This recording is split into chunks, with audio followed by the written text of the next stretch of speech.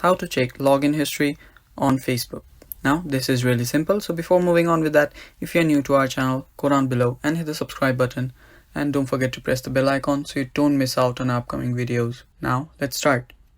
First, open your Facebook, and after you open your Facebook, just go to your menu, scroll down till you find settings and privacy, and just go to your settings.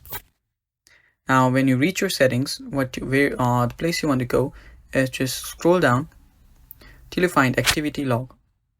Now it's under your activity, and after you've gone there, just click on this activity history right. Now after you've reached your activity history, you want to click on the filters and categories.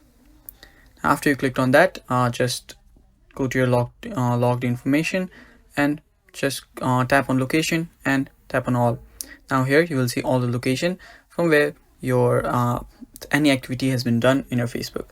Now if you go back to the activity log and go to activity history again, tap on filter, click on category, and just tap on security and login information.